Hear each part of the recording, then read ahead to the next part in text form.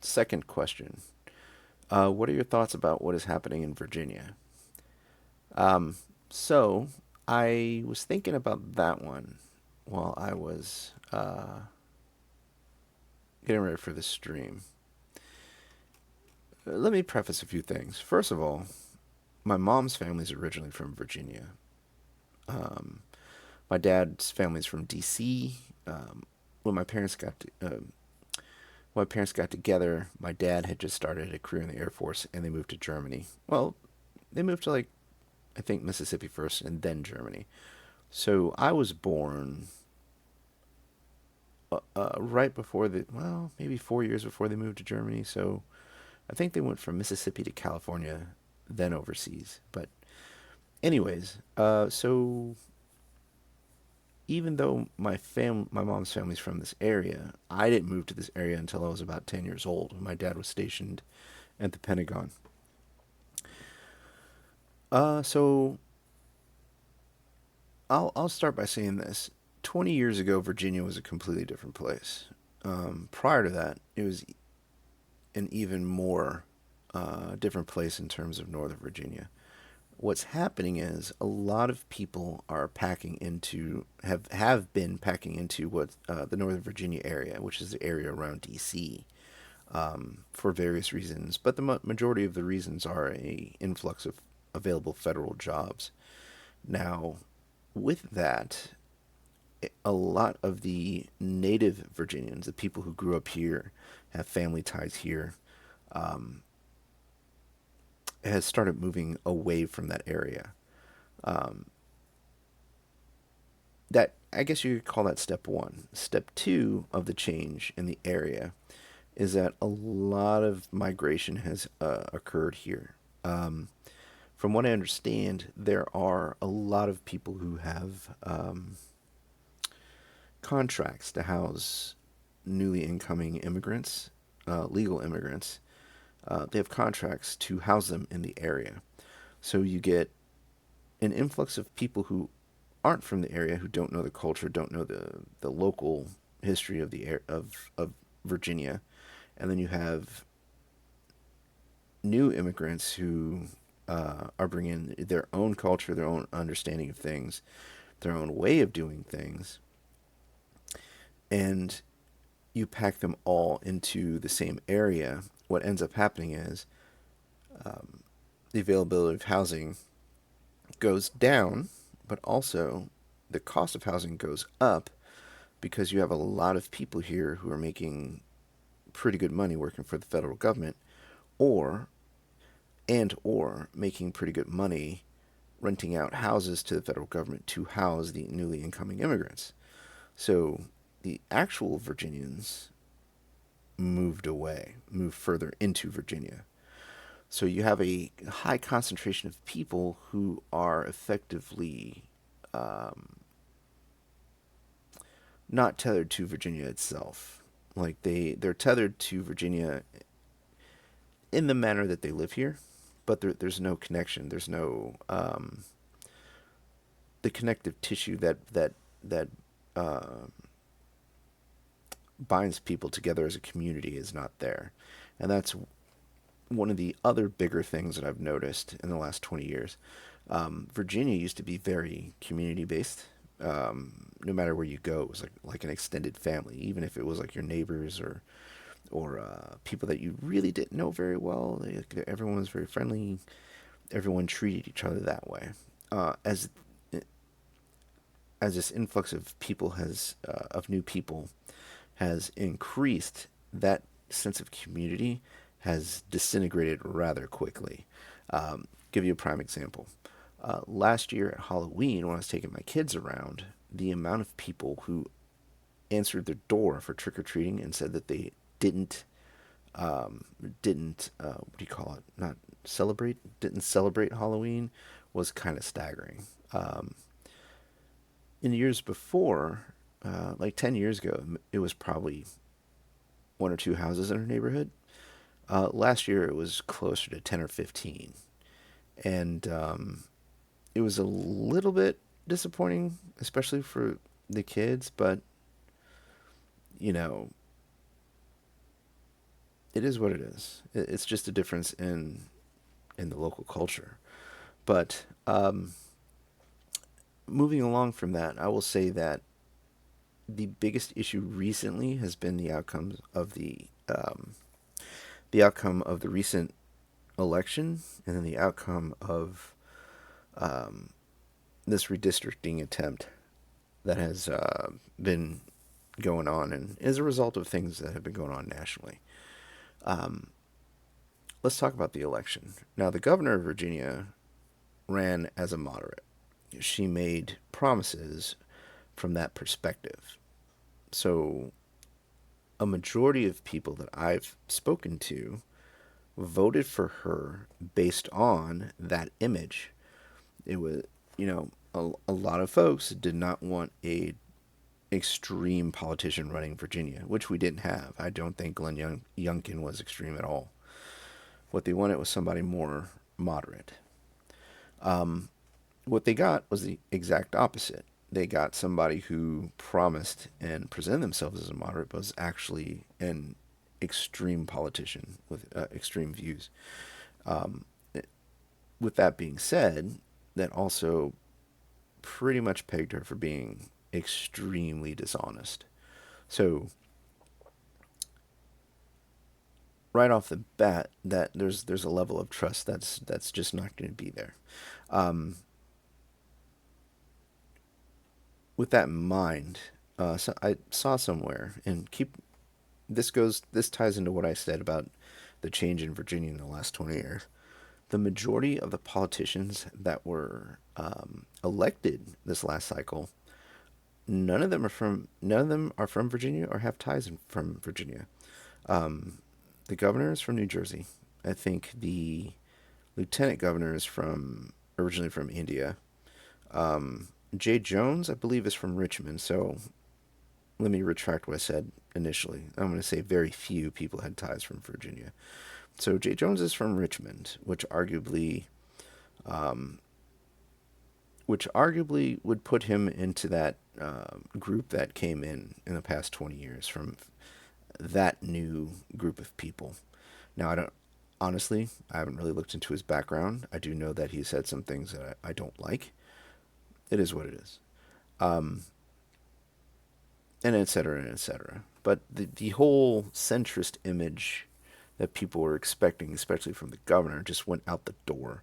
So what you have is you have a group of people who have no familial ties to the state, who are now running the state, and we were sold the image of them being centrists. And what do they do when they get into power? They propose what was it, 50 different bills that increase taxes on what I would consider ridiculous things. I think there's certain things that you should not tax. I'm not going to get into that list. You guys can find it later. If you want, if you want me to look into it, maybe a little bit later in the stream, I will. But nobody's asking about it right now, so we're not going to go into it. But she's done a lot of things that cause people not to trust her. Some of the most strict gun control packages across the nation have been implemented. Um, Virginia has a very deep uh, culture around guns. It's a very safe culture, and as I found out, no matter how deep into Virginia I went, away from Northern Virginia, it was also a very welcoming culture. Now, I don't know. That could be because I'm just a very personable guy, as I've been told, or it could be because I'm a 200-pound dude and I'm not really afraid of anything or anyone. I'm not very intimidated. Actually, I really haven't been intimidated by anyone or anything in a very long time. But it could just be how I'm carrying myself. But I have not been to a gun store, gun range, FFL, um, or anybody involved in that area, no matter how deep into Southern Virginia I go to, who has ever treated me poorly or looked at me sideways. With that being said, the gun bans and other gun related legislation that she passed would pretty much kill that ingrained part of Virginian culture. And the problem is she doesn't understand that because she's not from here. The state politician that uh, drafted the specifically the gun ban legislation was an immigrant from Bangladesh. Again, he's not gonna he's not gonna understand or know how ingrained. I don't like saying gun culture, but gun culture is in Virginia. Um, they just it's something that they don't know, and they're not willing to understand, and that's the issue that I got. Plus, hello, hello. There we go. There we go. All right. So, um, where was I? Sorry, I had to step away for a second. Oh, well, a little recap, and then I'll continue. So, um, the governor, the lieutenant governor, and a lot of the newly elected politicians in the Virginia House and Senate, um, are from that new group of people who moved to Virginia. They're not really um, Virginians. Like they're not people who are from here. They're not people who have a familial history of the area. They don't understand Virginians. If they did, the gun packages that they set forth wouldn't have even come to mind. The the new taxes that they suggested. Now, granted, they didn't vote on all of them, but they're still there, and you can see their intent. It was something like 50 different taxes that they proposed, and a lot of it was on in what I would consider silly things, like things that should not have an extra tax on it. Um, just the way that they govern is just out of sync with the rest of Virginia outside of the Northern Virginia area. Um, and it's not in line with the moderate message that they put forth during the election. And it's just as simple as that. Um, the gun ban itself, for example, the way that it's written, it's going to ban 70 to 80% of the majority of available guns right now. Spanberger, I believe, was even quoted saying that she was going after bolt action rifles, which is and I'm not 100% sure that's true, but that's what I heard. I haven't looked into it yet, but if it is true, that's going to damage the image that the left would be leaving hunters alone. I just realized that this cave rat image, their eyes are in their ears. Whatever. Um, I got sidetracked. But additionally, a lot of the other gun-related legislation, in my opinion, is just a way of punishing people on the right, who are the majority of the gun owners in this area. Um, like their safe storage laws. On paper, no problems with that. The problem being is that it's unenforceable. The only way you can enforce that is by sending someone into your house and have them check. That just doesn't, and I don't think without a warrant you can do that. The other way that that can be enforced is if something occurs at someone's house, like some sort of incident, crime, whatever, and the police have to go in and check, do an investigation. If they see that, and they see that your guns aren't um, stored up to code or whatever, then that's the other way that they could check. But if they're not loaded and if they're not loaded, there's no ammunition around. They're basically just big paperweights. So I don't understand. Like, it's just another way of stabbing somebody while they're down. Like, it's just another avenue of punishing um, their opponents. Like, even the transportation, um, even the firearm transportation law that they enacted. Like one of them was that you had to have a locked container bolted or welded to the frame of your car. Like, first of all, if you did that, that would reduce the resale ability of your vehicle. And second of all, I did a little bit of research on that when I heard about it, and I couldn't find a single body shop that would offer that service. Now, I'm not saying that they would offer that service in the future, but just on its face, like, first of all, how much would that cost? Second of all, finding somebody who'd be willing to do it, and third of all, what do they mean by locked container? And I don't remember if that was defined, but finding one that you could bolt into your car and then still be able to have room for your seats and be able to access it is totally a totally different question. I know in my four door, if I were to bolt something like that to my vehicle, it would have to be in the trunk. And if it's a rifle case, that's gonna basically ruin the storage capability of my trunk, and I wouldn't be able to store it in the front. I wouldn't be able to have it bolted in the front. Now, a pistol box shaped sized box I could do underneath my seat, but again, accessibility would be really difficult. It's just not feasible. On paper, it sounds like a good idea and something that could be enacted, but honestly, that's only from the point of view of somebody who doesn't really know what they're talking about, you know. And they don't know what they're talking about. They're most of these folks don't know anything about the subject matter. But anyways, what was the other thing? And not knowing the subject matter, I think, can be further understood by the whole redistricting thing that they did, or they attempted. In Virginia, there is a laid out process in law and the Constitution where if you want to enact a constitutional amendment, there is a specific process that you have to follow. If you don't follow that process, then the vote on the amendment is null and void. You know,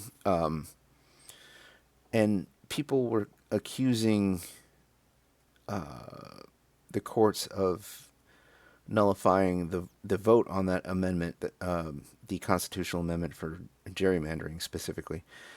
They were saying that it was shot down on procedural purposes, and they made it sound like it was like a technicality, even though it is a technicality and it is procedural. It is also a violation of the Constitution, and if we're going to be a state or nation of laws, we have to follow those procedures and processes. So even though their vote did go in their favor, I'm not going to go into what the margins were, but it did pass per the vote. Per procedure and per the Constitution, it was an illegal vote.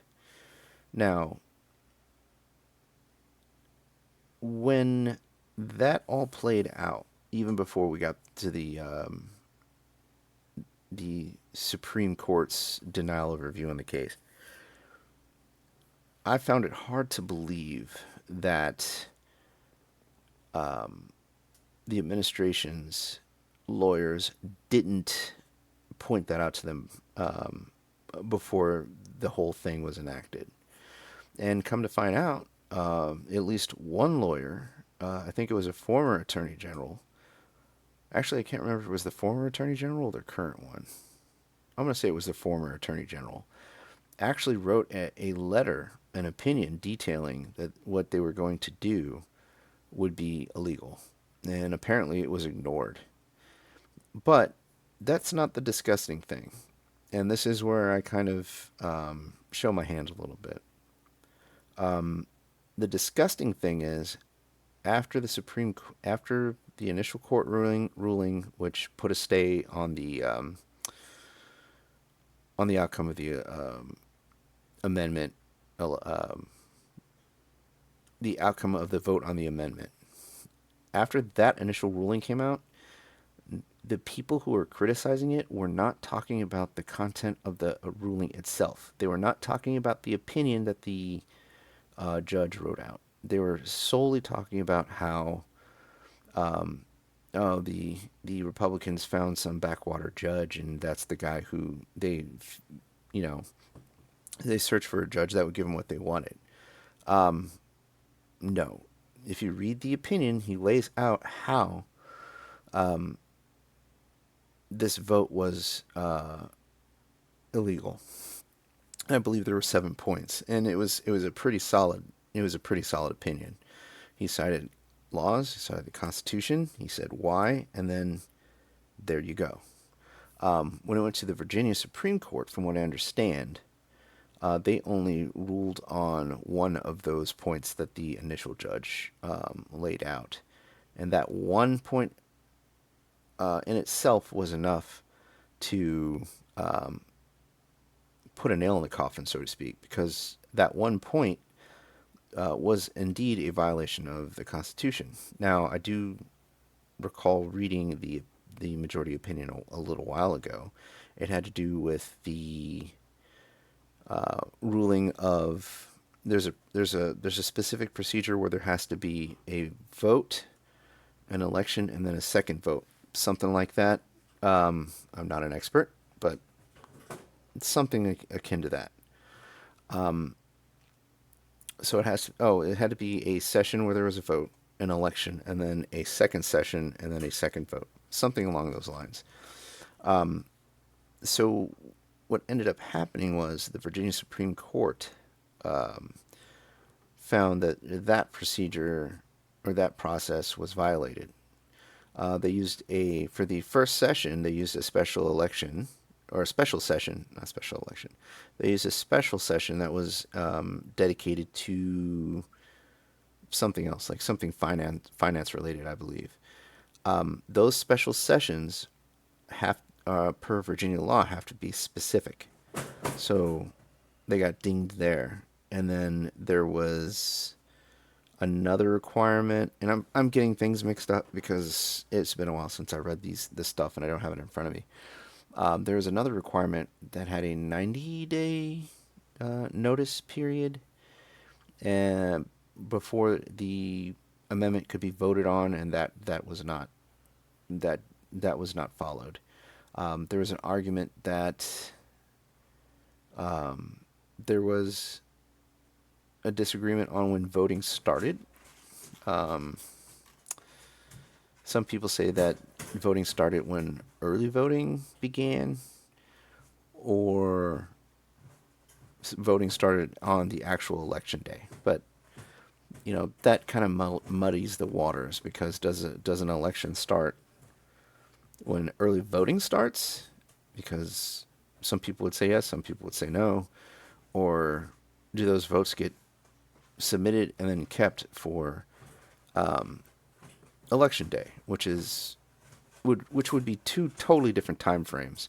But either way, that was violated. Now, that cost something like 60 or 70 million dollars to be to ultimately be shot down. So it was a huge waste of taxpayer money. Um,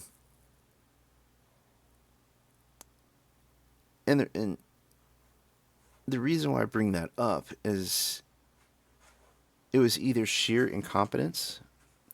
They were either in a big rush to get that through, and they just didn't pay attention to the procedures of things, or they just went through it and didn't know what they were doing, and their attorney general just kind of dropped the ball. I'm thinking maybe it was a mix of both. Maybe a third option, like somebody in their administration like pushed them to do it. Somebody with a lot of clout, maybe. Who knows? Maybe it was a little bit of all three. But the thing is, um, it's not a good thing for Virginia, because this was all a reaction to what was going on nationally, and people were citing Texas. But the problem is, again, when people cite Texas, they're not talking about the court case that triggered that action. Um, they're not talking about the opinion on that. They're just making it sound like, The president said, "Find me more seats or whatever." But then when you look into that, the sole source for that quote was a person who had knowledge of the conversation where that was said, stated, who was who was not allowed to speak on the thing and had to remain anonymous. So how there's no verification that that conversation actually happened. There's nothing to verify. All we have is a phantom who said something that he heard from someone, and I don't really find that to be a very credible source. But apparently people do. But the crazy thing is, a lot of people who are using Texas as an excuse to gerrymander Virginia don't even know that. So ultimately, and I believe in this case it's intentional, what you have is a bunch of people who want something, but um, honestly don't know anything about it at all. They don't know the who, the what, the where, the why, or the when. They know very, very, very surface level information, which is, in my opinion, borderline, not borderline misleading. It's very misleading. And when you look at the way that the governor, lieutenant governor, the AG, and the various left leaning politicians in Virginia are talking about the result of the gerrymandering decision in the state of Virginia, they're not talking about the opinion. They're not talking about of any of the cases. They're not talking about the opinion of any of the cases. They're simply just, it's like they were handed a script. We're upset about the outcome of the election. The Virginia voters voted, and their voices were heard, but now it's being nullified by a rogue court. And their further response to that is rumors of them wanting to pack the court. And I'm just like, this is very, very much just starting to look like a huge power grab by what's starting to look like extremely incompetent people. Um, the AG had to hire outside counsel from California to do his litigating for him regarding the gerrymandering. I'm sorry, if I hired a lawyer who had to hire third-party lawyers to represent me, I'd fire him. But that's just me. Um, anyways, I started answering this question. I got interrupted, kind of, kind of rambled a bit, but I hope that answers that question. Virginia is a mess right now. That's what my thoughts are on it. And the last thing I'm going to say about it is, you have two distinct groups of people in Virginia. You have the people who lived here, grew up here, and have history in the state, and you have the people who did not. And it looks like, based on voting patterns, they're equal in population, and that's where we are. All right, so let's see what else we got here.